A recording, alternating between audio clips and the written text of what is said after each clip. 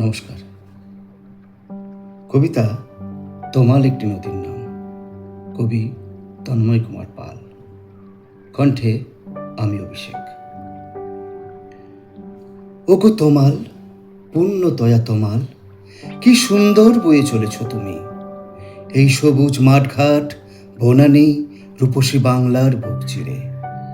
তোমায় দেখি আর ভাবি কত কি যে মনে হয়।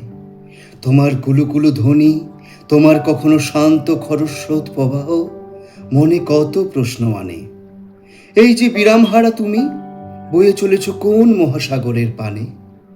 একদিন আমি থাকবো না, তুমি তো তেমনি করেই বয়ে যাবে এখন যেমন চলেছ। সেদিন তোমার বালুতটে বসে থাকা এক উদাসীন কবিকে তুমি কি মনে রাখবে?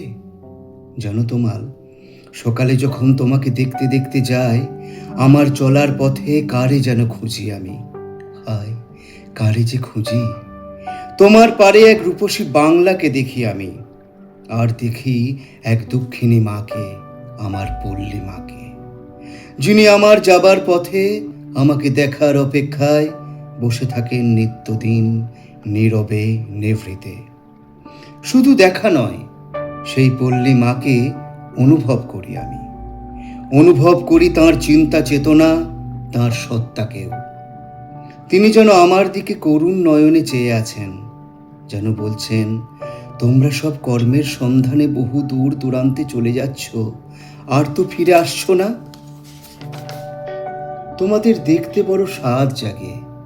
সেই ছোট্ট ছোট্ট শিশুরা আজ কত বড় হয়েছে। জানো তমাল, কখনো কখনো বড় উদাস লাগে।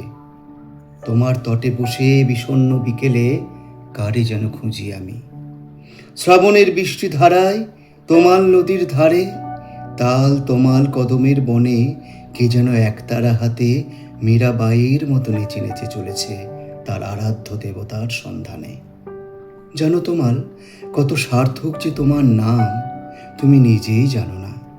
গিরিধারী গোপাল গোবিন্দের সাথে তোমার নাম জড়িয়ে তুমি আরো অপরূপা হয়েছ। কারে যেন খুঁজি আমি, কারে যেন খুঁজি আমি। পল্লী মায়ের এক উদাসীন সন্তান তোমার কাছে এক প্রশ্ন রেখে যায়, এক বিস্ময় রেখে যায়। আবার যদি অন্য কোনো জন্মে এমনি করে তোমার সাথে দেখা হয় তমাল, পড়বে কি মনে? আমি বলবো, আরে সেই যে আমি। মনে নেই যে তোমায় শুনিয়ে বলতো, কারে যেন খুঁজি আমি, কারে যেন খুঁজি আমি।